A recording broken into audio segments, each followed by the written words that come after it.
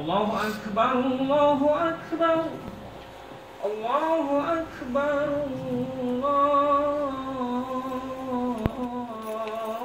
الله أكبر أشهد أن لا إله إلا الله أشهد أن لا إله إلا الله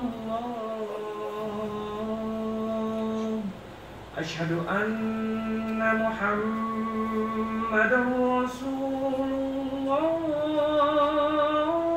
الله أشهد أن محمدا رسول الله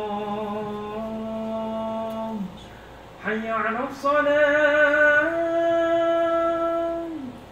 حي على الصلاة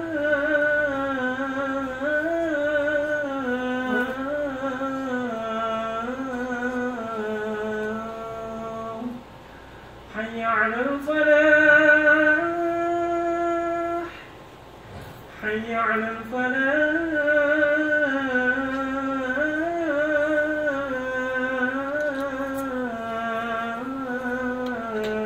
الفلاح الله أكبر الله أكبر لا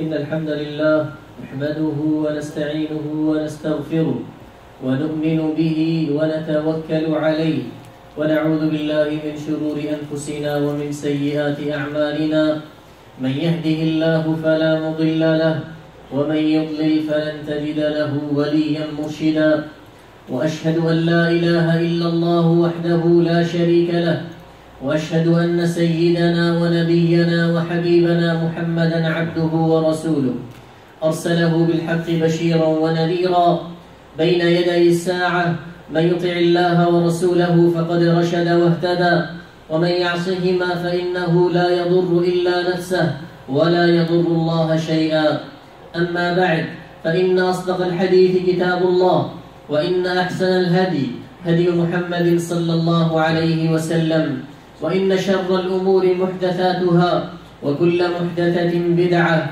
وكل بدعة ضلالة وكل ضلالة في النار أيها المسلمون إخوتي الكرام أوصيكم ونفسي بتقوى الله عز وجل فإنه رأس كل شيء وإنها وصية من الله للأولين والآخرين كما قال تعالى ولقد وصينا الذين أوتوا الكتاب من قبلكم وإياكم أن اتقوا الله وقال تعالى يا أيها الذين آمنوا اتقوا الله حق تقاته ولا تموتن إلا وأنتم مسلمون واعتصموا بحبل الله جميعا ولا تفرقوا واذكروا نعمة الله عليكم إذ كنتم أعداء فألف بين قلوبكم فأصبحتم بنعمته إخوانا وكنتم على شفا حفرة من النار فأنقذكم منها كذلك يبين الله لكم آياته لعلكم تهتدون وقال تعالى يا أيها الذين آمنوا اتقوا الله ولتنظر نفس ما قدمت لغد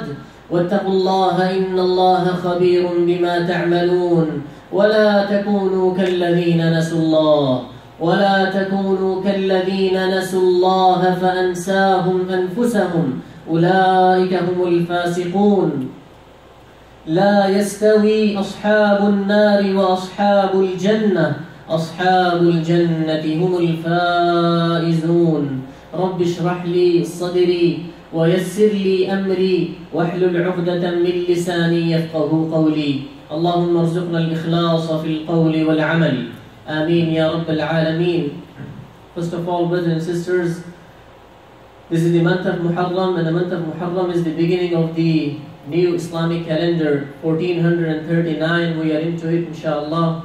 May Allah subhanahu wa ta'ala bless all of us, and may this year will be, inshallah, better than the previous year in term of, barakah in our rizq, in term of our being closer to Allah subhanahu wa ta'ala, serving His deen, and in the aspect when we are, in all the aspects that are related to our lives, may Allah subhanahu wa ta'ala make this year much more better than the previous year. Ameen ya Rabbil Alameen. Also, the month of Muharram, we know, brothers and sisters, it is very well known about the incident that happened, the incident of Karbala. And when we talk about the incident of Karbala, we know about Hassan and Hussein radiallahu anhu especially. So in today's khutbah, inshallah, briefly we'll talk about what happened in the incident of Karbala. Before we talk about that, we know there are many hadith about Hassan and Hussein radiallahu anhu, in which Rasulullah sallallahu alaihi wasallam, one of the hadith, he said, Sayyida Shabab Ahlul Jannah. Hassan and Hussein radiallahu anhuma, they are the leader of the youth in Jannah. And once they both came, and Rasulullah sallallahu alaihi wasallam hugged them, and they said, these two are a source of comfort for me in this dunya. Hassan radiallahu anhu was older than Hussein radiallahu anhu. Hassan radiallahu anhu was born in the 3rd year of Hijrah in the month of Ramadan, and Hussein radiallahu anhu was born in the 4th year of Hijrah in the month of Ramadan, and Hassan was born, in the month of Sha'ban. So there was a less than a year difference between the age of Hassan and Hussein radiallahu anhuma. Hussein radiallahu anhu was born in Medina, lived in Medina with his father Ali radiallahu anhu. And when Ali radiallahu anhu became Khalifa, he moved his capital from Medina to Kufa. So Hassan and Hussein radiallahu anhuma both also moved with their father Ali radiallahu anhu to Kufa, and both of them witnessed the battle of Jummah and Siffin, and both of them also witnessed the assassination of their father Ali radiallahu anhu by Khawarij. After the assassination of Ali radiallahu anhu, Hassan radiallahu anhu was given the oath of allegiance by the people of Kufa, and Muawiyah radiallahu anhu was given the oath of allegiance by the people of Syria. So it happened for the first time in the Muslim history that there was two khulafa at one time. Hassan radiallahu anhu was khalifa in Kufa, and Muawiyah radiallahu anhu, he was the khalifa in Syria. And both of them, they were about to have another war. And as the historians, they say that the casualties or the killing that happened in the battle of Jummah and Siffin, that was greater in number. If you put all the ghazawat that the Muslims they fought against the kuffar, if you put all the killings together, these were the less than the killing that was in the battles of Jummah and Siffin. So they both, Hassan and Muawiyah, were about to have another civil war. But Hassan radiallahu anhu was a wise person. So what he did, he resigned from his khilafah just after the 6 months of his khilafah, and he handed over to Muawiyah. So Muawiyah now was the khalifa, and both brother Hassan and Hussein, they came back from Kufa to Medina. They lived there until Hassan radiallahu anhu he died in the 50 after Hijrah, and Muawiyah radiallahu anhu, he died 60 after Hijrah. So before his death, he appointed his son Yazid as his naib, as his khalifa. And the unanimous opinion of the scholars is that the Yazid, he was not a Sahabi because he was born in the 25th after Hijrah, which means almost 15 years after the death of Rasulullah sallallahu alaihi wasallam. And there's a debate about it, that who should be, whom Yazid, the Muawiyah should be appointed as a Khalifa. And there's a debate between the historian as well. But making it short, when he was appointed as Khalifa, Yazid appointed as Khalifa by Muawiyah radiallahu anhu, Hussein radiallahu anhu, and in Medina, and Abdullah ibn Zubayr, a great Sahabi in Mecca, they did not take the oath of allegiance on his head, but at the same time they were silent. They did not do anything against him until Muawiyah died in 60 after Hijrah. After the death of Muawiyah, the governor of Medina, he called Hussein radiallahu anhu, and he asked him to take the oath of allegiance on his hand on behalf of Yazid. So Hussein radiallahu anhu asked him to give him some time, and during the night time, Hussein radiallahu anhu, he left Medina and he was heading towards the Mecca. And why Mecca? As we said that Abdullah ibn Zubayr was there in Mecca. He did not took the oath of allegiance on behalf of Yazid. And the second, was the relatively it was not that much influenced by the Umayyad that Mecca. So that was the reason he traveled from Medina to Mecca. And this news spread all over that Hussein radiallahu anh did not took the oath of allegiance on behalf of Yazid. And the news also reached into Iraq and in Kufa especially. The people there in Kufa, they were also against Umayyad. So when they heard about Hussein radiallahu anh, they start sending messages to Hussein radiallahu anh asking him to come to Kufa and lead us and to have to get rid of Umayyad. And he also received, as the Ibn Tabari rahimahullah, he mentions more than 60 messages of threat and promise. Threat in a way that they also said we are not going to pray Jummah Salah. So on those days the governor used to lead the Jummah Salah, so they said we are not going to pray the Jummah prayer behind the governor. And the promises were that if you come you can lead us and we can have fight against the Umayyad. So Hussein radiallahu anh, when he received these many messages and delegations from the people of Kufa, he decided to send his cousin Muslim ibn Aqil to go to Kufa and observe the situation, whether they are ready to accept me or not. So Muslim ibn Aqil, he left Mecca, and when he entered in Kufa, the people of Kufa, they were so happy, rejoiced, and they, as a historian, they say that within few days, almost 12,000 people, they took the oath of allegiance on his hand on behalf of Hussein radiallahu anh. And these 12,000 were the leaders of the tribe, which means 30 to 40,000 people. They took the oath of allegiance on behalf of Hussein radiallahu anh on the hand of Muslim ibn Aqil, who was the cousin of Hussein radiallahu anh, and he sent him just to see the situation. When Muslim ibn Aqil saw the situation that almost 30 to 40,000 people, they are with Hussein radiallahu anh, so he wrote him a letter. He sent him a message saying that when you receive this message, don't delay. Come straight to Kufa. The people of Kufa, they are ready for you.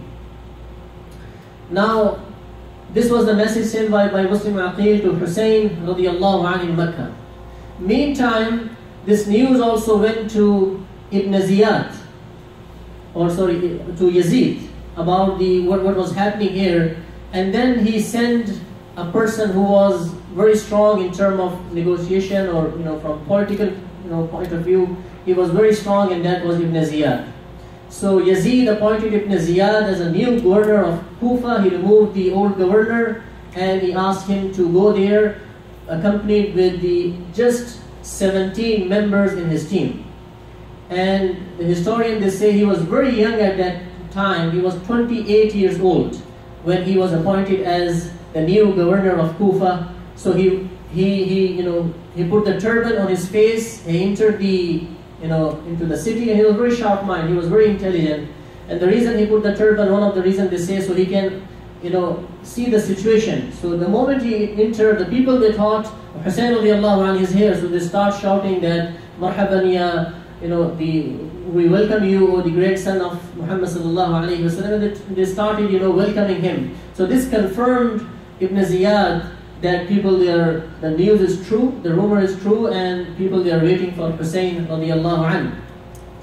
The first thing that he did, the first thing that Ibn Ziyad did when he came to Kufa was to find out where Muslim ibn Aqil is, because he was the one who was controlling all the situation. So he made a plot as well, that out of those 17 members, he appointed one of them, he asked one of them to take this gold and to pretend himself as a Shia to Ali group, which is the group that after the assassination of Ali radiallahu anh, they said that we are going to take revenge of Ali radiallahu anh, and they were at that time in Sham. So they said to him, just pretend like you are from Shia to Ali group, and you have to give this gold to the leader of that group. So this way that person started going to different houses until he went to a house of a person, as historian mentions his name, Hani ibn Umru. Hani ibn Umru was a very honorable person in Umayyad, he used to also visit governor and all that, but in reality he was from Shia to Ali group. So Muslim ibn Aqil, he was in his house. So the person found out that it is basically Hani bin Umru who is supporting that whole movement. So he went back and he informed Ibn Ziyad about it, about Hani ibn Umru. He called him, and later on we will find out that Hani bin Umru, he was killed by Ibn Ziyad. Now when Muslim ibn Aqil, he realized that situation, now he thought that 30 to 40,000 people, they are ready to support him and ready to fight against Ibn Ziyad. So based on that, he spread that secret message of saying, Ya Mansur Amit, which means get ready for the war, prepare yourself for the war. And he announced that, but he was shocked when he saw that out of those 30 to 40,000 people, as Tabari also mentioned, there were only around 4,000 people that showed up, and then they surrounded the house of Ibn Ziyad. And as I mentioned, Ibn Ziyad was a very clever, intelligent person. So he started negotiating with those people. He knew that, especially the leader of the tribe, so he started negotiating with them, giving them the money and using all those resources. And as the historians, they say that the number of the people started decreasing until at night, it was only Muslim ibn Aqil who left. And then he took shelter, you can say, in the tribe which is called Kinda. That was a tribe known for as a supported to the Shia to Ali group. So he knocked one of the door, and old lady was accepted, and she was ready to give him the shelter, Muslim Aqil. So he was staying there until one day what happened, that his son came to her house, and then he found out that Muslim Aqil basically is in his mother's house. So he went back and informed Ibn Ziyad's army. They came, the army of Ibn Ziyad came under the leadership of Al-Ash'ar, and they got Muslim ibn Aqil. On the way, when they were taking Muslim ibn Aqil to the governor, Muslim ibn Aqil requested one thing from Ash'ar. He said, do whatever you want to do, but make sure that you pass this message to Hussein radiallahu anhu. And that message is that don't come to Kufa. The people of Kufa, they betrayed you. Don't come to Kufa. So he said, at least just forward this message. And later on we found out that it was 9th of Dhul Hijj when Muslim ibn Aqil was killed by Ibn Ziyad. Now, on the other hand, Hussein radiallahu anhu received the first message from Muslim ibn Aqil, and that was, when you receive this message, don't delay. Straight away, you should march toward the Kufa. So he was getting ready, Hussein radiallahu anhu. At that time, there were some great Sahaba was there, like Abdullah ibn Zubayr, Abdullah ibn Abbas, Jabir ibn Abdullah, Abu Sa'id al-Khudri radiallahu anhu. They all were there, and they were not in support of Hussein radiallahu anhu's this move of moving from Mecca to Kufa. And they asked him not to move forward, but he showed them all these letters, these messages from the people of Kufa. And then Hussein radiallahu anhu took with him the sons of Hassan radiallahu anhu, also Muhammad bin al-Hanafi and Ja'far, and the sons of Muslim ibn Aqil. So the historian, they says the figure was around over 100 people when they left the Mecca. So Hussein radiallahu anhu was now marching forward towards the Kufa. When he reached near the Iraq, he sent a messenger to the people of Kufa saying that, I'm near now and get ready. When the messenger entered the city, and as we know Ibn Ziyad, he was very sharp, so his people were watching on all those movements, so they caught that messenger, they killed him. So Hussein radiallahu anhu, when he did not hear from the first messenger, he sent another one. And the other one was also, the second one was also got killed by Ibn Ziyad, but he was successful in conveying the message. And it happened like that when they were about to throw him from the mountain, he cried out loud that, O people of Kufa, get ready, Hussein radiallahu anhu is here. So this is how the people of Kufa, they knew, but this is how the news also reached to Ibn Ziyad, that now Hussein radiallahu anhu is also near the Kufa. On the other hand, when Hussein radiallahu anhu reached near the Karbala, they say that the second messenger from Al-Ash'ar, he fulfill his promise. And Ash'ar was the person whom Muslim ibn Aqil requested to pass the second message. So the messenger from Al-Ash'ar also reached there, and he informed the real situation to Hussein radiallahu anh, and that was that Muslim ibn Aqil got killed and the people of Kufa betrayed him. So on hearing this news, now Hussein radiallahu anh, there was as we said that there was around 100 people in his camp, or more than 100, and there was the sons of Muslim ibn Aqil as well. So they started saying that we have to take the revenge of our father.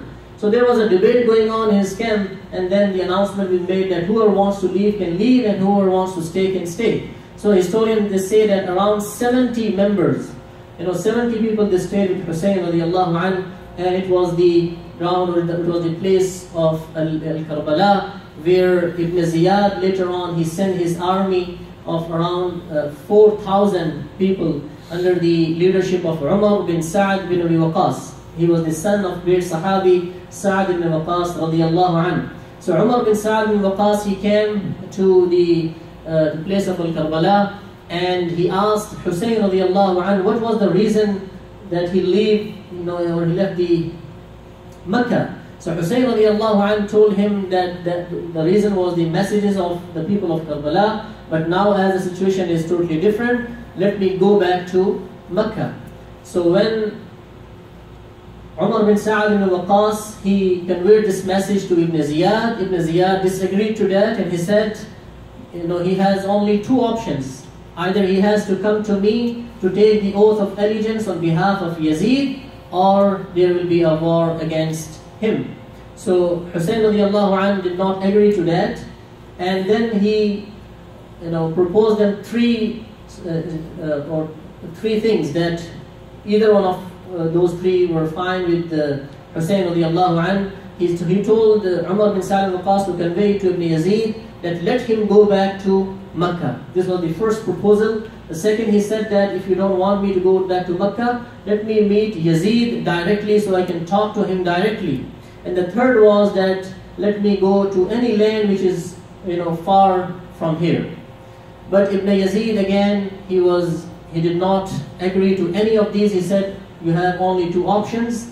Either you have to take the oath of allegiance on my hand on behalf of Yazid, or get ready for the war. And also at the same time, he knew that maybe Umar bin Sa'd ibn Waqas, he has a soft corner for him, so he sent another person with him, and historians say his name was Shimr. So Shimr was also accompanied Umar bin Sa'd ibn Waqas when he came back, telling Ibn Ziyad, or telling Hussein radiallahu anh. So when the Shimr came, he made the announcement that you have only two options. Either you have to take the oath of allegiance on behalf of Yazid, on the hand of Ibn Ziyad, or get ready for the war tomorrow. And that was the 9th of Muharram when he made that announcement. And the 10th of Muharram, as we know, the incident of Karbala happened, and that the saying of Rasulullah sallallahu alayhi wasallam became true when he was sitting and he was crying. Ali radiallahu anh came in and he asked Messenger of Allah sallallahu alayhi wasallam, why you are crying? And he said, Jibreel alayhi salam came and he told me that my own ummah shall kill Hussein radiallahu anh. My own ummah shall kill Hussein radiallahu anh near Euphrates River. And then he sallallahu alayhi wasallam said that he also brought a sand from that place where he is going to be killed, and that is the reason I'm crying. So on the 10th of Muharram, the army of Ibn Ziyad, that was around 4,000 people, they attacked the camp of Hussein radiallahu anh. They were 70 in number. Initially Hussein radiallahu anh was protected by different people, but one by one they were killed, and later on it was Hussein radiallahu anh who was there, and no one was ready to raise his sword against Hussein radiallahu anh, but Shimr was there, so he made an announcement, and then the historians, they say that it was Sannan ibn Anas, that name, he did the final the blow, and then as an act of brutality, they also chopped the head of Hussein radiallahu anh. They cut the head of Hussein radiallahu anh, and they presented in a plate to Ibn Ziyad. Ibn Ziyad, when he had that head of Hussein radiallahu anh, he started poking the lips of Hussein radiallahu anh. And Anas ibn Malik, a great Sahabi of Rasulullah sallallahu alaihi wasallam, he was present in that gathering. And he said, I remember these very lips that you are playing with. I saw Rasulullah sallallahu alaihi wasallam was kissing these lips. And then he said, Wallahi, if we would be there, we would have defended the grandson of Muhammadur Rasulullah sallallahu alaihi wasallam. So this is what Ibn Ziyad did. But the history repeats itself. What happened that the historian, they say, at the time of Mukhtar, the army of Mukhtar, they killed Ibn Ziyad in the same way. And his head also was brought in front of Mukhtar. And the people, they say this hadith is in, I believe in Tirmizi, that says that snake came from nowhere and entered from the nose and stayed in the skull of Ibn Ziyad. And this is what happened. This was the ending of Ibn Ziyad as well. So this is the, in short, that we discussed the incident of Karbala. There are many lessons, brothers and sisters, that we can learn. May Allah subhanahu wa ta'ala give us the ability to take out the lessons from these incidents that are part of our history, and to get heed and to get lesson from these and implement it in our lives, inshallah. أقول قولي هذا وأستغفر الله لي ولكم فاستغفروه إنه هو الغفور الرحيم.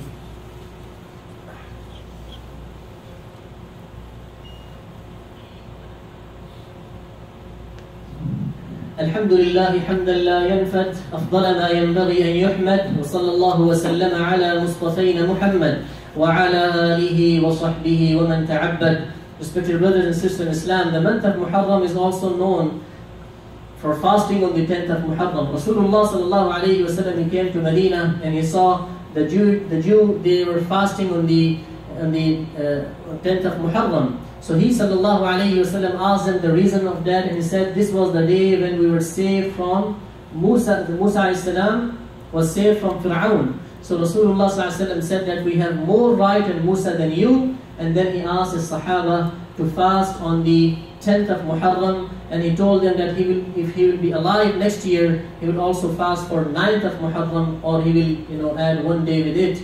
But he was not alive next year. So it is recommended, brothers and sisters, to fast on the 9th or 10th or 11th of Muharram, which will be this year. On Saturday will be the 10th of Muharram, so you can fast on Friday and Saturday, or Saturday and Sunday, not to resemble with Jews, those who fast only on the 10th of Muharram. Rasulullah sallallahu alaihi wasallam told the Sahaba in one of the hadiths about the reward of the day of the fasting of the day of Ashura. He sallallahu alaihi wasallam said that if a person fast, the meaning of the hadith, on the day of Arafah, his sins of the 2 years will be forgiven by Allah Azza wa Jal. And if he fasts on the day of Ashura, 1 year's sin will be forgiven by Allah subhanahu wa ta'ala. So make sure inshallah to fast on the Friday and Saturday, or Saturday and Sunday inshallah. May Allah subhanahu wa ta'ala make this year, which is the year 1439, blessing, source of barakah, rahmah and ni'mah for us, for this community, and for the whole Muslim Ummah. May Allah subhanahu wa ta'ala make this year much more better than the previous year, in terms of barakah in our rizq, in terms of being closer to Allah subhanahu wa ta'ala, in terms of our a'mal, inshallah. May Allah subhanahu wa ta'ala bless all of us, bless this community. Ameen ya Rabbil Alameen. قال الله تبارك وتعالى إن الله وملائكته يصلون على النبي يا أيها الذين آمنوا صلوا عليه وسلموا تسليما.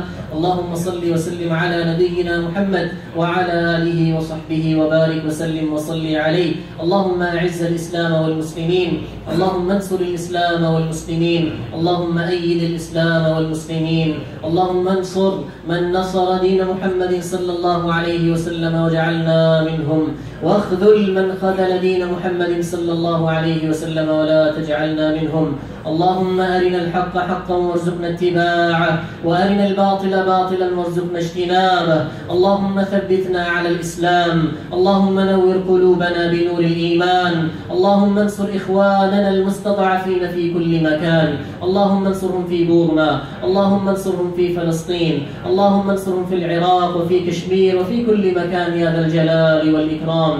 ربنا واجعلنا مسلمين لك ومن ذريتنا أمة مسلمة لك، وأرنا مناسكنا وتب علينا إنك أنت التواب الرحيم. اللهم اشف مرضانا ومرضى المسلمين. اللهم اذهب البأس رب الناس واشف أنت الشافي، لا شفاء إلا شفاؤك، شفاء لا يغادر سقما. ربنا اغفر لنا ولإخواننا الذين سبقونا بالإيمان ولا تجعل في قلوبنا غلا للذين آمنوا ربنا إنك رؤوف رحيم.